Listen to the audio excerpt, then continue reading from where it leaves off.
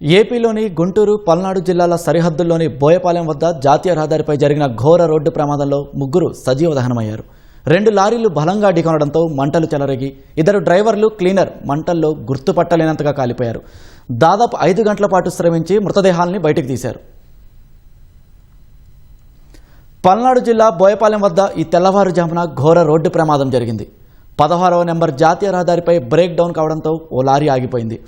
ఉదయం 5 గంటల 45 నిమిషాల సమయంలో కర్నూలు జిల్లా నుంచి నాపరాళ్ల లోటుతో మచిలీపట్నం వెళ్తున్న లారీ ఆగిపోయిన లారీని తప్పించబోయి అదుపు తప్పింది. ఈ క్రమంలో డివైడర్ను ఢీకొట్టింది. అదే సమయంలో ఎదురుగా గుంటూరు నుంచి చిలకలూరిపేటకు పేపర్ లోడుతో వెళ్తున్న లారీని ఢీకొంది.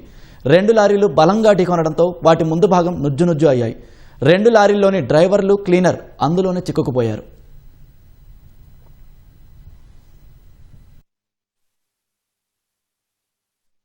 బలంగా ఢీకొట్టడం వల్ల ఇంజన్ల నుంచి మంటలు చెలరేగాయి. పేపర్ల లోడు లారీ కావడంతో మంటలు వేగంగా వ్యాప్తి చెందాయి. నాపరాళ్ల లోడు లారీకి కూడా మంటలు అంటుకున్నాయి. 2 లారీలు దగ్ధమయ్యాయి. 2 లారీల్లోని డ్రైవర్లు, క్లీనర్ శరీరాలు గుర్తుపట్టలేనంతగా కాలిపోయాయి.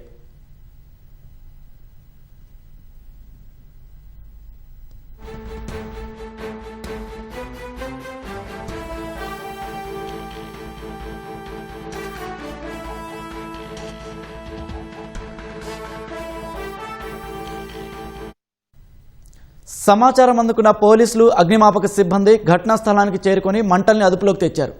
దాదాపు 5 గంటలు శ్రమించి అతి కష్టం మీద మృతదేహాలను బయటికి తీశారు.